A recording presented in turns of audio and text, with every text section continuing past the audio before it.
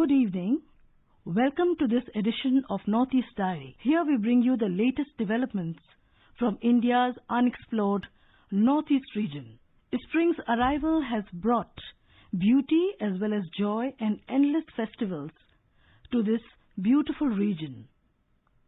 We will go over to Meghalaya to learn about some of their unique festivals. In our heritage section, we will learn about the major festivals of Mizoram.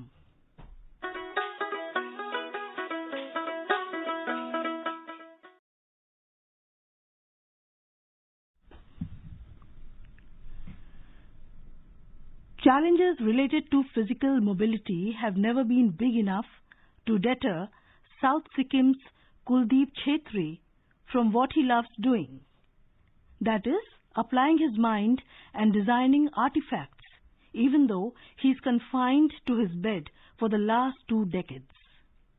Let's hear more about this from our Sikkim correspondent, Namo Dikshit.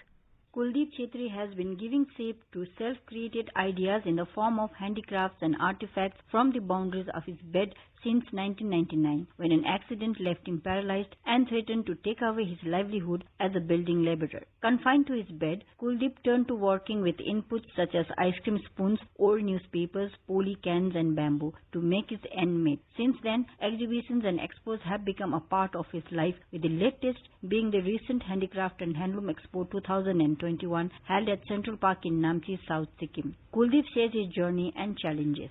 99 5 अगस्त को मेरा accident हुआ और उस time से मैं अभी तक बिस्तर पर हूँ और मेरा हाफ बॉडी पैरलेस हो गया, खाली 2 हाथ चलता है। और 2003 से मैं बम्बूग्राफ बनाने लगा। तो बम्बूग्राफ बनाते बनाते मेरा आँख में एक छिनका चला गया। मैंने उस टाइम से उसके बाद में फिर मैंने बंद कर दिया, नहीं बनाया मैं बम्बूग्राफ। उसके बाद फिर मैंने कैन जो मिलता है बाजार में, प्लास्टिक कैन मंगाया, प्लास्टिक कैन का बास्केट बनाया। तो ये बास्केट बनाकर मेला जो लगता है, एजुकेशन मेला, हैंडक्राफ्ट मेला, उसमें मैं भाग लेने लगा। तो उसमें मेला में मेरा ये सेलिंग होता है। तो वही सेलिंग होकर अभी दबे पानी मेरा चल रहा है। तो उसके बाद फिर मैंने आइसक्रीम का जो स्टिक होता है, आइसक्रीम का स्टिक का मैंने ग्राफ बनाया, वो भी सेलिंग होता था। तो उसके बाद फिर अभी मैं हाल में ये जो न्यूज़पेपर होता है, न्यूज़पेपर का ग्राफ बना रहा हूँ अभी मैं। तो ये भी अच्छा सेलिंग होता है। तो अभी इसी महीने मेला लगा था हैंडक्राफ्ट। तो इस मेला में भी मेरा सामान गया था। ये स्टिक का जो सामान बनाया था मैंने, स्टिक का सामान बनाया था, वो भी अच्छा सेलिंग हुआ। पेपर ग्राफ्ट का जो सामान बनाया था वो भी अच्छा सेलिंग हुआ। और ये जो कैन, प्लास्टिक का कैन का मैंने बास्केट बनाया था, वो भी अच्छा सेलिंग हुआ। और यही सेलिंग होकर जो आता है, इसी से मेरा दवाई पानी चलता है और अभी तक चल रहा है। While Kuldeep is allotted space to display and sell his products at expos and exhibitions where he is represented by his family members, Sikkim Commerce and Industries Department has assured to support him in the future. With Saikat Sarkar, this is Namo Dikshit for Northeast Diary from AIR News Sikkim.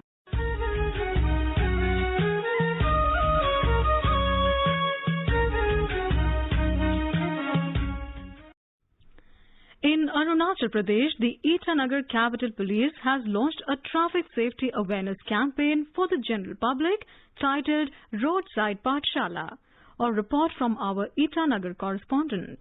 The Itanagar Capital Complex Police has launched the Roadside Pathshala initiative in the capital city of Arunachal Pradesh to create public awareness about traffic rules. It aims to raise awareness amongst public, including violators, through setting up of maxis pathshalas at the roadside and impart awareness through PowerPoint presentation by the police. The participants are also provided with pamphlets mentioning various violations and offences under Motor Vehicle Act and their penalties, safety measures, traffic signs and symbols.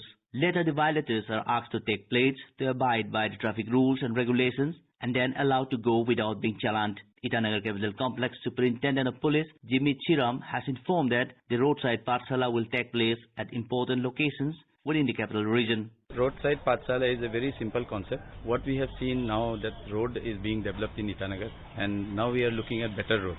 So what I anticipate is that there will be faster traffic on the road. So for that purpose, it is very important that we look at road safety and traffic following of traffic rules. For this purpose, I have started this awareness campaign through Roadside Pathshala. So this Pathshala has been created just for the public so that they can come in and they can get details of road safety, how to follow road safety, how to follow road traffic rules, and which are the important rules that you should follow, and what penalties also you can have in terms of your offences, and also give little bit details of what has happened in the past. For example, we can see that 634 people have been killed in road traffic accidents since 2016. So this is something which is very alarming. We want to reduce this. So this is an initiative for the road safety and for better following of road traffic rules.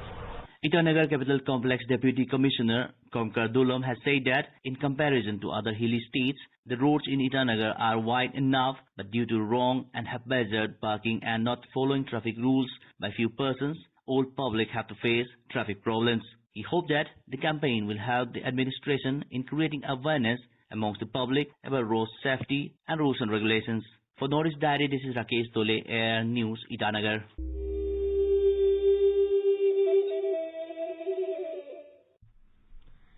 We are all aware that the government has been taking up many welfare schemes for the women in the country.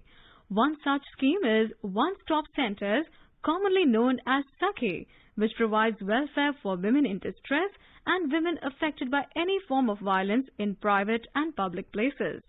In Ukhrul district of Manipur, besides providing commendable service to the affected women, the district One-Stop Center has been creating awareness of the center among people, which brought deterrence among the perpetrators. A report from our Imphal correspondent JJ Thokchom. One-Stop Center, popularly known as Sakhi, is a women welfare scheme implemented by the Ministry of Women and Child Development. It aims to provide integrated support and assistance to women affected by violence both in private and public spaces. The scheme also facilitates immediate, emergency and non-emergency access to a range of services including medical, legal, facility for limited day shelter, along with providing basic needs, psychological and counseling support to fight any forms of violence against women. Every district has one-stop center, and the first one-stop center in Manipur was established in Thawal district. Later, the remaining centers were opened in the year 2019, and all 16 districts of Manipur have one-stop center each as on date. Ukhrul is one of the remote and hill district of Manipur, and the district one-stop center have been doing commendable service for the welfare of women. Apart from providing support to the affected women as per the scheme, the center has been working together with women's societies, church, local leaders in spreading awareness of the scheme. The administrator of the center, Ms. Chongluirin Mayo, said to AIR News that the initiative has minimized the level of violence against women in the district. She said, my name is Chanchurin Yolitwi, and I'm the center administrator of One-Stop Center, and we are running under Deputy Commissioner Ukhrul District. We are providing different kinds of services, including psycho-social counseling, legal counseling, temporary shelter for 5 nights. We also give rescue services when required. Lots of women seek to have sought service in our center, and we have been able to give different kinds of services. Since that our center started functioning, we have been trying to create awareness about our center itself, and then we also have been trying to reach out to different women societies, even through the church, to create awareness that we have this kind of service, and then the women can come forward anytime they need help. It's a 24/7 service, and hopefully this becomes a deterrent for abusers, perpetrators. There's a help, there's a support for women. We hope that more women will be encouraged to speak up against violence, that victims, they are not to be silenced, that they should not be shamed about speaking out. If they need help, then we are there to help them. the violence against women is one of the social crises we are facing today, and different stakeholders are working together to bring a violence-free society for better future. What One-Stop Center of Ukhrul District of Manipur is doing, beside the given aims of scheme, is an initiative which surely be fruitful in the future. JJ Thokchom from Imphal for AIR News, Northeast Diary.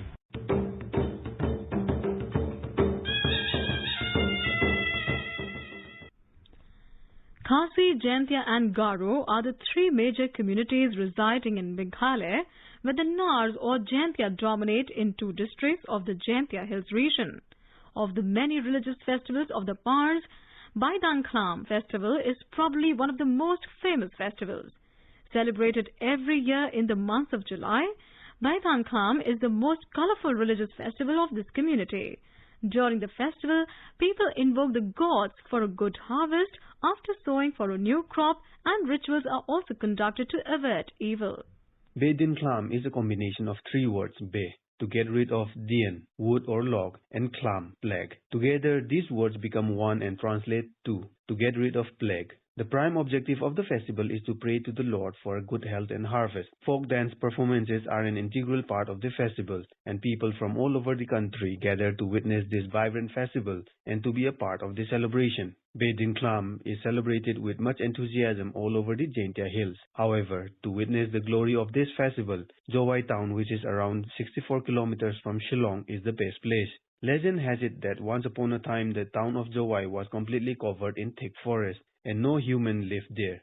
During that period, the place had 5 deities, among which 4 were stones and 1 was a river. If you ever visit Jowai, you will notice these 4 stones in 4 corners of the town. It is believed that once these 5 deities together wished to send humans in the region, and their prayers were heard when Mongolian tribes made this place their home.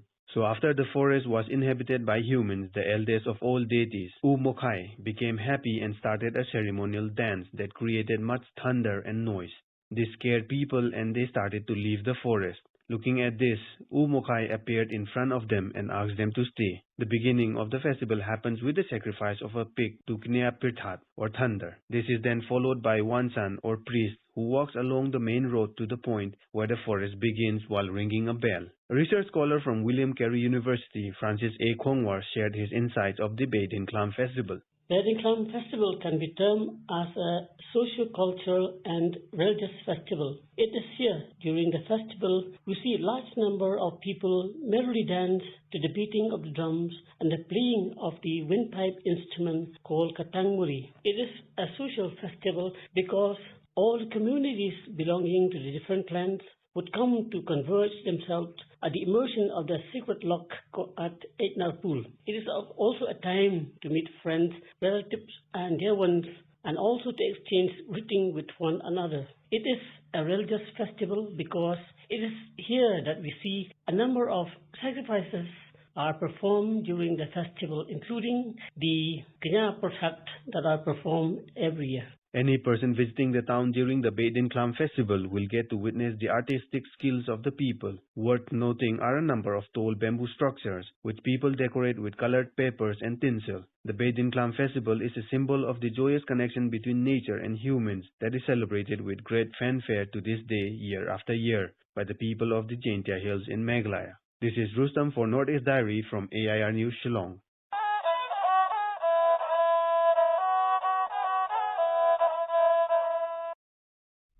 From the festivities in Meghalaya, let's now move to Agartala, from where our correspondent Reena Nonthaitham has filed a report on the 7th Annual Judicial Conclave, which was held on the 20th and 21st of March, jointly by Tripura High Court and Tripura Judicial Academy. While inaugurating the conclave, Chief Minister Biplab Kumar Deb said that the government has taken various initiatives to improve the infrastructures of judicial delivery in all 8 districts of the state. Mr. Deb also said that the state government in its budget 2021 has proposed setting up a law university in the state. While referring to the COVID-19 situation handling in the state, Mr. Deb said that the state has secured the 2nd position in the country for recording the least wastage of ongoing vaccine doses. He said COVID-19 has definitely snatched many things from us, our loved ones, but it had taught a very significant message of Atmanirbhar Bharat, the CM said. Vaccine provide करने में भी जागरूकता के साथ त्रिपुरा पहला 5 राज्यों में से मैं इसलिए विषय उठा रहा हूँ। कोरोना ने बहुत कुछ हम लोगों को सिखाया, सब माइनस हो गया करीब लास्ट वीक में। हम लोगों के अंदर आत्मनिर्भरता की मानसिकता लाए। आज हमारे पास जो चीज है उसको यूज करना हमारे मानसिकता में आए। आत्मनिर्भर मानसिकता ही एक स्टेट को आत्मनिर्भर कर सकता है। मेरे अंदर आत्मनिर्भर मानसिकता रहेगा, बाकी जो नौजवान के अंदर नहीं रहेगा, संभव नहीं। इसलिए आज त्रिपुरा में वर्क कल्चर हो, आत्मनिर्भर मानसिकता हो, ये सब डेवलप हुई है डेटा बोलता है। Apart from the Chief Minister, Supreme Court Justice Sanjay Kishan Kaul, Chief Justice of Tripura High Court A.A. Kurensi, and other judges of the High Court and District Court have also attended the conclave. Supreme Court Justice Sanjay Kishan Kaul, in his speech, discussed in detail various issues related to administration and judiciary. The Justice held the joint initiative of the Chief Justice of the High Court of Tripura and the state government in improving the judicial issues in the state and said the initiative will lead to the holistic development of the state. For Northeast Diary, this is Rina Nongmaitem from Magatala.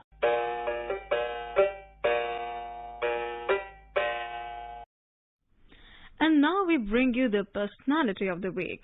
As the world shifts towards rebuilding its economy that has been severely affected due to the widespread COVID-19 pandemic, Nagaland has faced great challenges to create enough livelihood opportunities for the unemployed youth, including the youth who have returned to the state.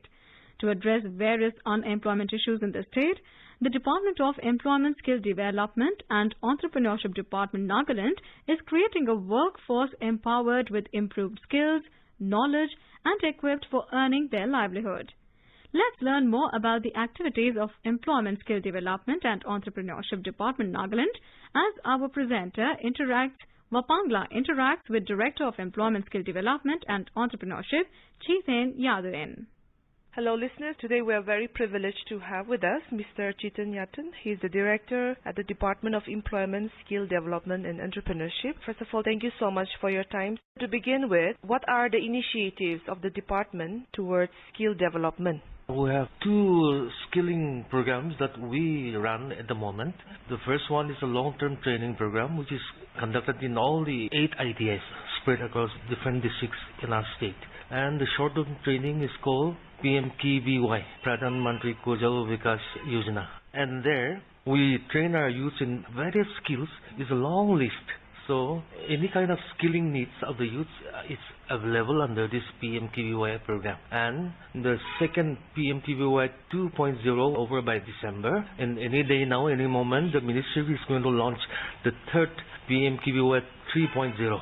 So we are still looking forward for many youths to come forward and avail this opportunity to get them skilled in various job roles. Also, sir, what are the initiatives, especially for the rural sector? Recently, after a long survey and assessment for the last 7-8 years, we found out that despite the fact that we have ITIs in the district headquarters and we have these short-term trainings in all these major cities and all the district headquarters, so many youths could not avail this opportunity, especially the rural youths.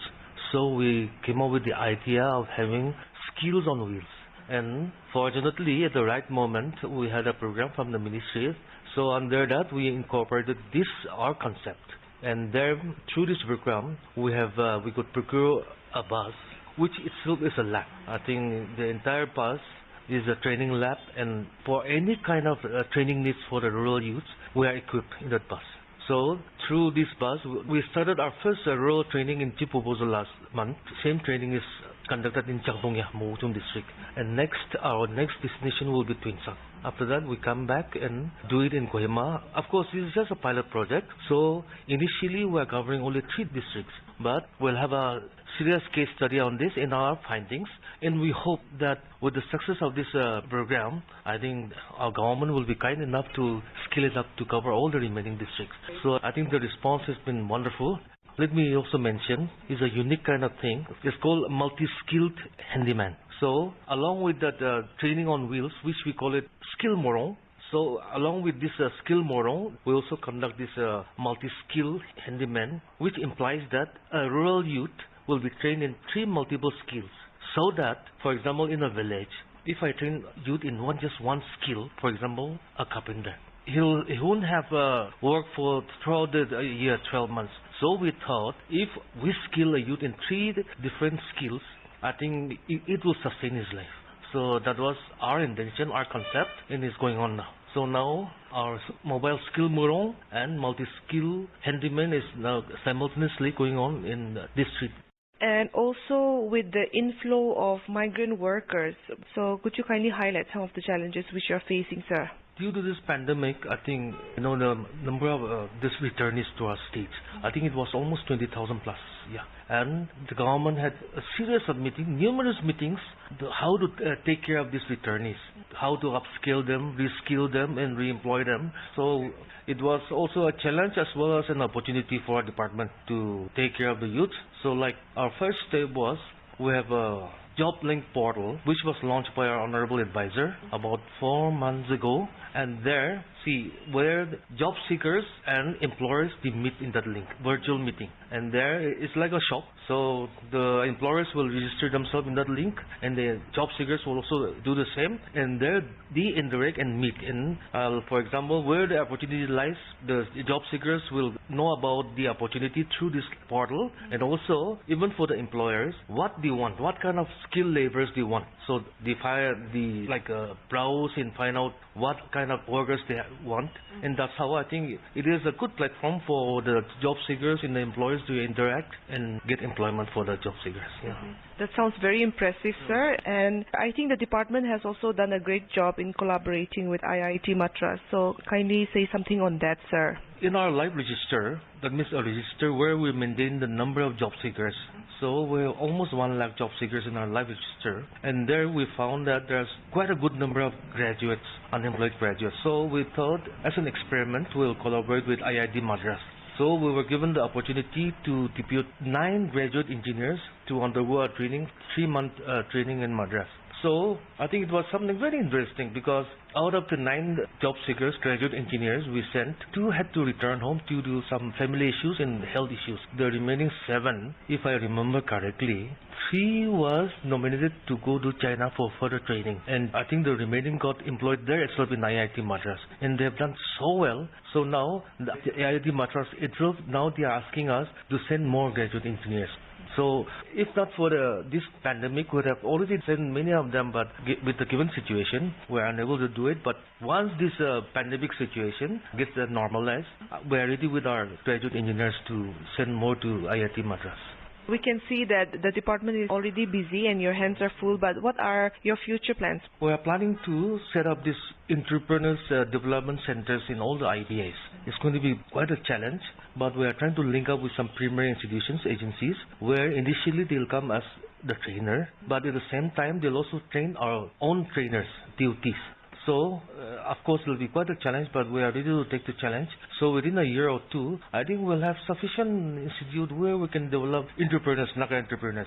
That is one. And at the moment, again, we have a program called Recruit, Train, and Deploy. That's under construction sector.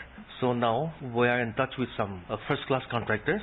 So any day now, we are going to also start that program. So where our youths will be taken to the live sites where the work is going on. For example, use of machinery, civil machinery under construction, and even building construction. So our youths, I think 200 maybe around to begin with, those youths will be taken to the live sites and they'll be taught there, hands-on. So I think it will be very interesting, and I'm sure it will benefit our youth in the long run. And also, sir, I think the department has done a great job in giving skill and employment to a lot of women as well. So kindly highlight on that. We've been talking about this convergence amongst different departments, but we found that till date, I think we could not fully converge with any department for any program. I think we're going to collaborate with the Women Development Department to undertake some trainings for this women development.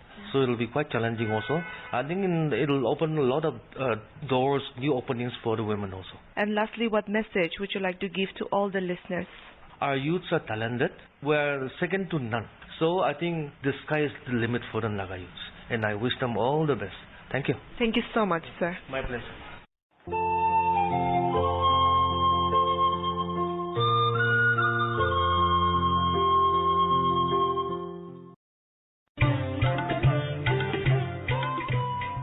Three steps to stay protected and stay safe from COVID-19. Wear face mask, 2 gaz ki duri to maintain social distancing, maintain hand and face hygiene.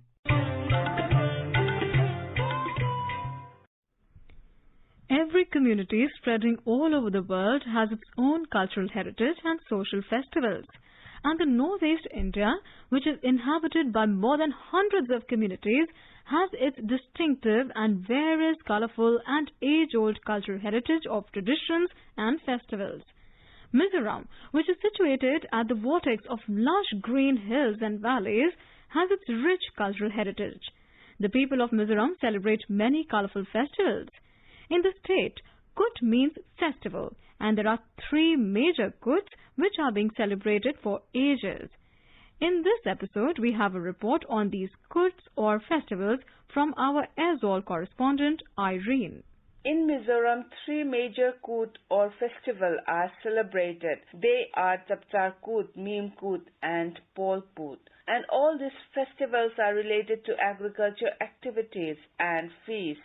The Meem Kut is celebrated in August-September in the wake of harvesting of maize crop. This has been dedicated to the memory of the departed souls, and the festival is underlined by a spirit of thanksgiving and remembrance of the bygone years. While Pol Kut is celebrated as a post-harvesting festival and held in December-January. The mood of thanksgiving is evident and community feasts are organized in the festival. The most important and the biggest festival is Chapchar Kut, which is celebrated by an all-pervasive fashion across the state. Chapchar Kut is celebrated during March, springtime, when farmers cut bamboo forests to make place for jhum or shifting cultivation. The festival occurs when the winter bows out, yielding place to the spring which reinvigorates nature and brings freshness to human life. Talking about the festival, an official of Art and Culture Department, Vanal Huma Singson, said, "It was mutually agreed by historians of Mizoram that Chapchar Kut festival was celebrated by the Mizo when they settled between Chiao River and Lian Mountain, which is now situated in Myanmar, way before they migrated to Mizoram. Chapchar Kut festival is a gala where everyone can participate, regardless of age, sex, and even tribes or clan. It is a festival of joy and merrymaking where people gather at the open space of village chief's house and perform chai dance. Rice, meats of domestics and wild were enjoyed along with brewed rice beer. Normally, Chapchar Kut is observed during the month of March. In olden days, the chief and his courtiers arranged the date for celebration of Chapchar Kut. During the festival, people are full of merriment and enjoy a variety of foodstuff. Most spectacular scene of the festival is people gathering, wearing colorful traditional clothes and hats made from beads and feathers. Also, traditional bamboo dance Tero is performed by only women members, while the men sit on the ground and beat the bamboos against each other.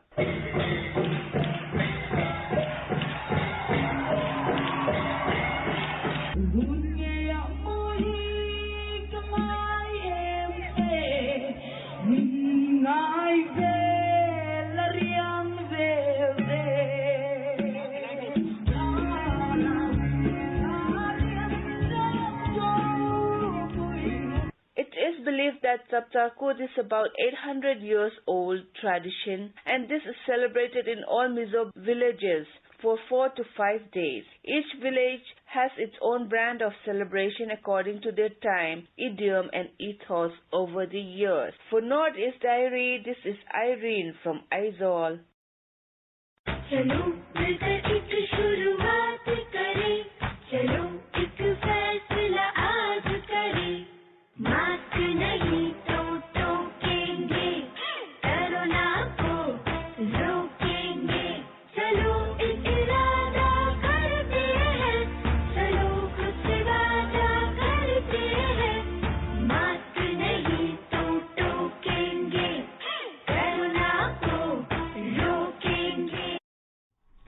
And now here are some interesting facts about the Northeast.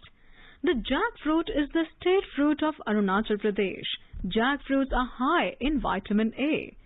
Arunachal Pradesh was known as Northeast Frontier Agency till 1972.